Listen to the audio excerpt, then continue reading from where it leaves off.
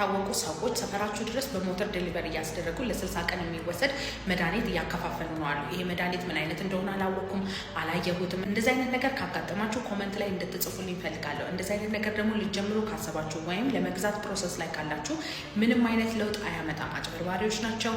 ምንም አይነት ላይሰንስ የላቸው። ምን አይነት መድኃኒት እያከፋፈሉ እንደሆነ ስለማናቅ ይህን መድኃኒት መውሰድ የጀመራችሁ ሰዎች ፕሊዝ አቁሙ። ወደፊት ደግሞ ለማዘዝ ያሰባችሁ ሰዎች ተው ብያለሁ። ቶሎ መጨረስ ለመባል መጀመሪያ ማሟላት ያለባችሁ መስፈርቶች አሉ። ከዛ በኋላ ወደ ሕክምና ቦታ መጣችሁ እንደ አግባብነታው ምርመራ ተደርጎላችሁ ነው መታከም ያለበት። ቲክቶክ ኮመንታቻችሁን እየያዘ እና እነሱን ደግሞ ሜንሽን አድርጌ ቪዲዮ ስሰራ እየተያዘ እና ሪፖርት እየተደረገ ነው።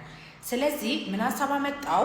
ኮመንቶቹን በእንደዚህ ጻፍኩኝ ማለት ነው። ስለዚህ እዚህ ጋር 8 አይነት ኮመንቶች አሉ ማለት ነው። ስለዚህ ለነሱ መልሶች ይሰጣሉ። ከዚህ ላይ እያነበብኩኝ ነው መልስ የምሰጣችሁ ማለት ነው። ስለዚህ በደንብ አድርጋችሁ ተከታተሉ። ማክሰኞ ዕለት ኮመንት ያደረጋችሁ ወንዶች መልሶቻችን እዚህ ውስጥ አለ ወይ ብላችሁ ቪዲዮውን እያያችሁ ሼር እያደረጋችሁ ሪፖስት እያደረጋችሁ ኮመንት እያደረጋችሁ ቀጣይ ኮንቨርሴሽኑን እናስቀጥል። የመጀመሪያው ስኳር አለብኝና አሁን አልቆማለኝ ምን ይሻለኛል ነው። የብልት አለመቆም ችግር የስኳር የመጀመሪያ ምልክቱ ነው። ስኳር የብልት አለመቆም ችግር የሚያመጣው ነርቭ ላይ እና ደም ስር ላይ ችግር ማምጣት ከጀመረ በኋላ ነው እንጂ ልክ እንደጀመረ አይደለም። ለዛ ነው መጀመሪያ ቼክ ተደርጎ መጀመሪያ ከተያዘ እንደዚህ አይነት ይሄ ተጓዳኝ የሆኑ ኮምፕሊኬሽኖች ሳያመጣ እናገኘዋለን ማለት ነው። በስኳር ምክንያት የመጣ የብልት አለመቆም ችግር ይታከማል ወይ? አዎ ይታከማል። እንዳለው ችግር ነው። ግን የመጀመሪያ ስራችን ምንድነው? ስኳሩ መቆጣጠር ነው። ስለዚህ ለስኳር የሚሆን መድኃኒቶች አመጋገብ ዘይቤና እንቅስቃሴ እናስጀምራችኋለን። ከዛ ስኳሩን ኮንትሮል ማድረግ ከጀመርን በኋላ የመጀመሪያ ደረጃ በኪኒን ወይም በሁለተኛ ደረጃ በፒአርፒ ደም ስርና ጡንቻ ላይ ያሉትን ችግሮች እናስተካክልላችኋለን ማለት ነው። ሁለተኛ ድሮ በአንድ ቀን 3 ጊዜ አደርጋለሁ፣ አሁን ግን 1 ጊዜ ብቻ ነው። ምን ይሻለኛል? አንድ ወንድ የመጀመሪያ ዙር ግንኙነት ከጨረሰ በኋላ ለሁለተኛ ዙር ዝግጁ የሚሆንበት ታይም ሪፍራክተሪ ፔሪድ እንለዋለን። ይህ ሰዓት ከምንም ነገር በላይ ማለት ነው በእድሜ ይወስነዋል። 20 ዓመታችሁ ላይ ለሁለተኛ ዙር ዝግጁ የምትሆኑበት ሰዓት ማለት ነው 50 ዓመታችሁ ላይ ታገኙታላችሁ ማለት አይደለም። እድሜ በጨመረ ቁጥር እየረዘመ የሚመጣ ነገር ነው። ለሁለተኛ ዙር እንድትቀጥሉ ሞራል የሚሰጣችሁ አይነት የግንኙነት ድባብ አለ ወይ የሚባለው ጥያቄ መመለስ አለበት። ከምንም ነገር በላይ ደግሞ ላይፍ ስታይል የሚባል ነገር አለ። ለሁለተኛ ዙር ዝግጁ የሚሆን ወንድ ብዙ ጊዜ እንቅስቃሴ የሚያደርግ፣ አመጋገቡ ትክክል የሆነ፣ እንቅልፍ በትክክል የሚተኛ እና ስትረሱን በትክክል ማኔጅ የሚያደርግ፣ ሲጋራ ከማጨስ፣ መጠጥ ከመጠጣት፣ ጫት ከመቃም የተቆጠበ የሆነ ሰዎች ናቸው። ስለዚህ እንደዚህ አይነት ችግሮች ላይፍ ስታይላችሁ ላይ ካለ እነሱን በማስተካከል መሞከር አለባችሁ። ካልሆነ ግን መታችሁ ሆርሞናችሁን ቼክ አድርገን እንደ አግባብነቱ ሕክምና ልናስጀምራችሁ እንችላለን። አራተኛ እኔ 5 ዓመት ሆነኝ ግንኙነት ካደረግኩኝ ጉዳት አለው ወይ? የለውም። 2 ነገሮችን እንደ መላምት ይናገራሉ። አንደኛ ግንኙነት አለማድረግ የብልት ማነስ ያመጣል ይላሉ። እሱ ትክክል አይደለም። የብልት ማነስ የሚመጣው ወደዛ አካባቢ ያሉ ጡንቻዎች በቂ የደም ዝውውር ካላገኙ ነው። የበቂ የደም ዝውውር ደግሞ ለማግኘት ግንኙነት መደረግ ሳይሆን ጠዋት መቆም ነው ያለበት። ስለዚህ የብልት ማነስ የሚያመጣው ከግንኙነት መጣቀም ሳይሆን ጠዋት የማይቆም ከሆነ የዛኔ በሌሊት ወደዛ የሚሄደው የደም ዝውውር በጣም ስለሚያንስ የብልት ማነስ ሊፈጠርባቸው ይችላል ማለት ነው። ሁለተኛ ደግሞ ካንሰር ያስከትላል። በተለይ ደግሞ የፕሮስቴት ካንሰር ያስከትላል ነው። እሱ ትክክል አይደለም። የአሜሪካን ካንሰር ሶሳይቲ ለፕሮስቴት ካንሰር አጋላጭ ምክንያቶች ተብሎ ከግንኙነት መታቀብ የሚባለውን ነገር እንደ ምክንያት አድርጎ አላስቀመጠው። ራሱ ደግሞ ግንኙነት አለማድረግ ስንፈተ ወሲብ አያመጣም። ስንፈተ ወሲብ የሚያመጣው ደም ስር ላይ፣ ሆርሞን ላይ፣ ነርቭ ላይ፣ ሳይኮሎጂ ላይ ያሉ ችግሮች ናቸው። አግባብነታቸው መርምረን ሕክምና ልንሰጣችሁ እንችላለን። ሶስተኛ 2 ዓመት ሆነኝ ሴክስ ካረኩኝ ፍላጎቴ ቀነሰ። ለምንድን ነው? የፍላጎት ማነስ አለብህ ለማለት ቅጽበታዊ የሆነ ነገር ሳይሆን በደረጃ እየቀነሰ የሚመጣና ለ6 ወር የሚቆይ መሆን አለበት። የፍላጎት ማነስ በ2 ምክንያቶች ሊመጣ ይችላል። በመጀመሪያ በሆርሞን ምክንያት ነው። ሁለተኛ ደግሞ በጭንቀትና በስራ ብዛት እና በሌሎች ስነልቦናዊ የሆኑ ነገሮች ናቸው። ስነልቦናዊ ሊያስጨነቃችሁ ወይም ያደከማችሁ ነገር ሲስተካከል የሚስተካከል ነገር ነው የሚሆነው። ግን ሆርሞናል ከሆነ በተለይ ደግሞ ቴስቶስትሮናችሁ ካነሰ፣ ቫይታሚን ዲያችሁ ካነሰ፣ ፕሮላክቲን የሚባለው ሆርሞን ከፍ ካለና የእንቅርት ሆርሞናችሁ በተለያየ ምክንያት ከተዛባ የፍላጎት ማነስ ምልክት ሊሆን ይችላል። እነሱን ደግሞ ሆርሞን ላይ ያለውን ችግር እንዳግባብነቱ መርምረን ሕክምና ልንሰጣችሁ እንችላለን። አልጋ ላይ ያለ ጉብዝና ከአልጋ በፊት ነው የሚጀምረው። ግንኙነት ከመጀመራችሁ በፊት ያለው ድባብ፣ ያላችሁ የስነ ልቦናዊ ዝግጁነት፣ ያላችሁ ደስታ፣ እረፍት፣ ሰላም በጣም ብዙ ነገሮችን ይወስነዋል። 60% የሚሆኑ ስንፈተ ወሲቦች ስነልቦናዊ ናቸው። ስነልቦናዊ የሆኑ ስንፈተ ወሲቦችን እንዴት ነው ማወቅ ያለብን ብላችሁ የምታስቡ ከሆነ መጣ ሂደት ብልጭ ድርግም ይላል። ሰላም ስትሆኑ ጭንቀት ሳይኖርባችሁ በትዳራችሁ በጣም ደስተኛ የሆናችሁበት ወይም ጭቅጭቅ ባልበዛበት ጊዜ ብልታችሁ ይቆማል። ሰዓታችሁን ጠብቃችሁ ትጨርሳላችሁ። ለሁለተኛ ዙር ዝግጁ ትሆናላችሁ እና ፐርፌክት የሆነ አይነት ግንኙነት ይኖራል። ግን የሆነ ነገሮች ሹክ ሲላችሁ፣ ጭቅጭቅ ሲፈጠር፣ በስራና በሌሎች ምክንያት ጭንቀት ሲፈጠርባችሁ የዛኔ ብልታችሁ ሊፈሰፈስ ይችላል። ቶሎ ልትጨርሱ ትችላላችሁ። ስለዚህ አካላዊ የሆኑ የብልት አለመቆም ችግርም ሆነ ቶሎ መጨረስ የምንለው ያ ነገር ተደጋግሞ 80% የሚሆኑ የግንኙነታችሁን የሚይዝ ከሆነ 6 ወርና ከዛ በላይ ከቆመና ለብልት አለመቆም ችግር ደግሞ በጣም ወሳኝ የሆነው ጠዋት የማይቆም ከሆነ የዛኔ አካላዊ የሆኑ ነገሮች ሊኖሩ ይችላሉ። ሆርሞን ላይ፣ ነርቭ ላይ፣ ደም ስር ላይ፣ ጡንቻ ላይ ያሉ ችግሮች ሊኖሩ ይችላሉ። እነሱን እንዳግባብነታቸው ሕክምና ልንሰጣችሁ እንችላለን።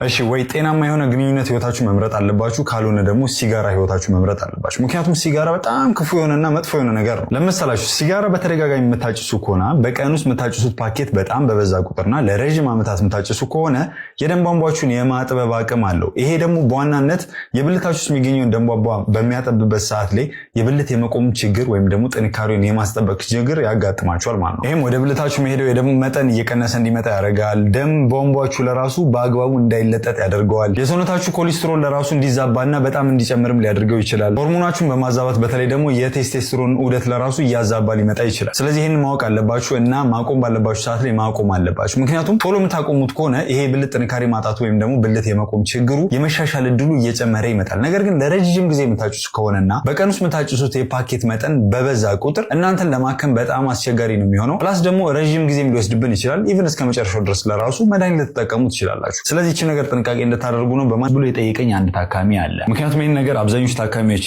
ከቶሎ መጨረስ ጋር የሚያምታቱትና በጣም ጭንቀት ውስጥ ይከታቸዋል። እናም ይሄ ሁኔታ ድሮ ከምናውቀው ፈሳሽ በጣም በዛ ያለ ነውና ይሄ ነገር የወንድ ዘር ፈሳሽ ነው ለሚለው ጥያቄያችሁ አይደለም። የወንድ ዘር ፈሳሽ በሚወጣችሁ ሰዓት ላይ አንደኛ ከለሩ በጣም የተለየ ነው፣ በጣም ነጭ የሚመስል ነገር ነው። ከዚህ ተጨማሪ ደግሞ በጣም ወፍራም ነው እና ብዙ ነው።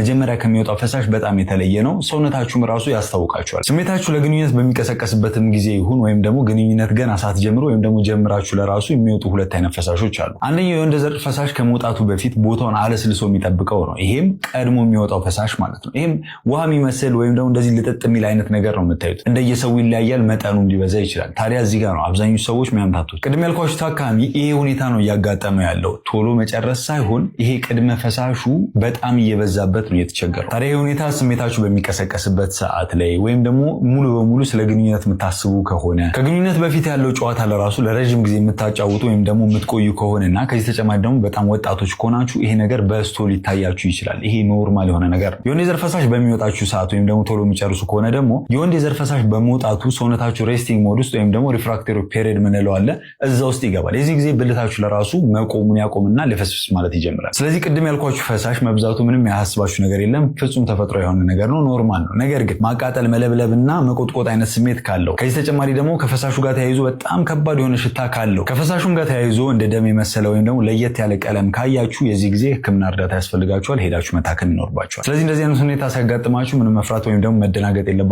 ኖርማል የሆነ ነገር። አማካኝ የኢትዮጵያውያን የወንዶች ብልት መጠን ከአፍሪካ ስንተኛ ደረጃ ላይ ያለ ይመስላችኋል? ይሄኛው መጨረሻ ላይ ነግራችኋለሁ። ነገር ግን አንድ ነገር ታሳቢ እንድታደርጉ ፈልጋለሁ። አብዛኞቹ ወንዶች ኖርማል መጠን ኖሯቸው ለራሱ ነገር ግን ቪዲዮ ላይ ከሚያዩት እያነጻጸሩ ራሳቸውን ስትረስ ውስጥ ይከታሉ። በዚህም ጭንቀት የተነሳ ሴቷን ላላስደስት እችላለሁ፣ በቂ ፐርፎርም ላላደርግ እችላለሁ የሚለው ስትረስ ለራሱ ቶሎ እንዲጨርሱ ከዚህ ተጨማሪ ደግሞ ፐርፎርማንሳቸው እንዲወርድ ያደርጋል። በዚህም የተያዘ ደግሞ አብዛኛው ጊዜ የሚሸጡ ወይም ደግሞ የሚተዋወቁ ያያቸዋቸው ወይ የሚቀቡ ወይ የሚዋጡ ወይ ደግሞ የሚጠጡ መድኃኒቶች አይታችኋል። ነገር ግን ፍጹም የሆኑ ስህተት የሆኑ ነገሮች ናቸው። የብልት መጠን በእንደዚህ መልኩ በፍጹም አያድግም። ለራሱ ሰርጀሪ አሉት። ነገር ግን እነሱ ለራሱ ኢትዮጵያ ውስጥ የተጀመሩ አይመስለኝም ባለኝ ኢንፎርሜሽን ማለት ነው። ነገር ግን መረጃዎች እንደሚያሳዩት አብዛኞቹ ወንዶች ኖርማል መጠን ኖሯቸው ነው እንደዚህ አይነት ጭንቀት ውስጥ ገብተው ሌላ አላስፈላጊ ሂደት ውስጥ የሚገቡት ማለት ነው። ነገር ግን እዚህ ጋር ልብ ማለት ያለባችሁ ነገር የብልታችሁ መጠን ትልቅ መሆን ወይም ደግሞ ማነስ ሳይሆን ጤናማ ሆኖ ለራሱ ፐርፎርማንሳችሁ እንዴት ነው፣ ሴቷን በሚገባ መልኩ ኮሚኒኬት እያደረጋችሁ እየተግባባችሁ ነው የሚለው ነገር ነው ሴቷ እርካታ ጣራ ላይ እንድደርስ የሚያደርገው። ስለዚህ ይሄን ነገር ታሳቢ ማድረግ ይኖርባችኋል። እሺ፣ ይሄኛው ግንዛቤ ማስጨበጫ ቪዲዮ ነው፣ በተለይ ደግሞ ለሴቶች ማለት ነው። ወንዶች የግንኙነት ችግር በሚያጋጥማችሁ ሰዓት እኛ ጋር መተው የሚታከሙበት ሰዓት ላይ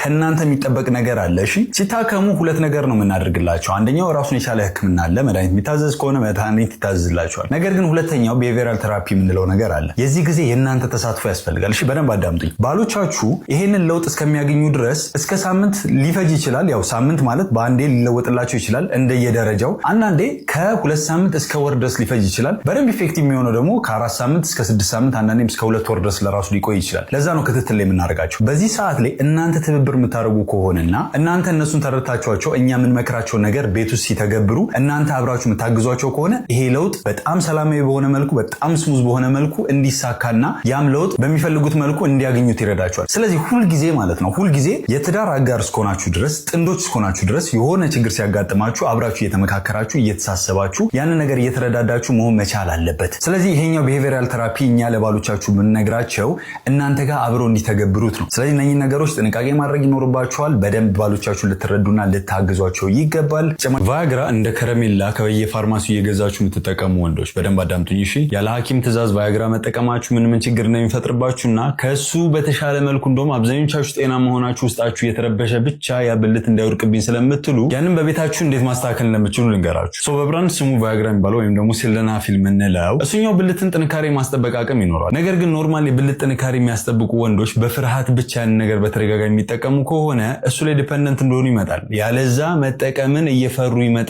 ያለዛ ማድረግን እየፈሩ እንዲመጡ ያደርጋቸዋል። ስለዚህ ይሄ ነገር ጥንቃቄ ይፈልጋል። ይህን መድኃኒት በዘፈቀደ መጠቀማችሁ አንደኛ ደማችሁ እንዲወርድ ያደርግና ራሳችሁ እንድስቱ ሊያደርግ ይችላል። የልብ ምት ማዛባት፣ የመስማት ችግር ሊፈጥር ይችላል። ሬር ቢሆን ለራሱ የእይታ ችግር ለራሱ የመፍጠር አቅም አለ። ከዚህ ተጨማሪ ደግሞ አንዳንዴ ኢቭን በተደጋጋሚ የምትጠቀሙት ከሆነ ብልትን ለረጅም ጊዜ የማቆም አቅም አለው። ከ4 ሰዓት በላይ እንዲቆም ያደርግና ደም እንዳይመለስ አድርጎ ብልት ላይ ከፍተኛ አደጋ ሊያደርስባችሁ ይችላል። ስለዚህ ይሄ ነገር ጥንቃቄ ይፈልጋል። ስለዚህ አብዛኞቻችሁ ስንፈተ ወሲብ ባይኖርባችሁ ለራሱ በፍርሃት ብቻ ይህን መድኃኒት ከምትጠቀሙ ይልቅ በቤታችሁ ማድረግ የምትችሏቸውን ከዚህ በፊት የሰራሁላችሁ ቪዲዮ አለ። እየገባችሁ እነሱም በየቤታችሁ ትሬን ማድረግ ትችላላችሁ። በማንኛውም ወንዶች ብልታችሁ ጠዋት ላይ ይቆማል። ይሄ በጣም ወሳኝ የሆነ ነገር ነው። እሺ በምሽቱ ውስጥ ቢያንስ ከ3 እስከ 5 ጊዜ የወንድ ልጅ ብልት ይቆማል። ይሄንንም ጠዋት ላይ አንዷን እናንተ በምትነቁበት ሰዓት ላይ ታገኙታላችሁ። ታዲያ ይሄ ነገር በተለይ ብልት የመቆም ችግር በሚያጋጥማችሁ ሰዓት ላይ በጣም ወሳኝ የሆነች ምልክት ናትና ምን እንደምትነግረን ልንገራችሁ። የወንድ ብልት ለግንኙነት በሚቆምበት ሰዓት ላይ ተቀናይተው የሚሰሩ ብዙ ክፍሎች አሉት። የነርቭ አለ፣ የደም አለ፣ ሳይኮሎጂካል ጭንቅላታችሁ ዝግጁነትና የመሳሰሉት አሉ። ታዲያ እዚህ ጊዜ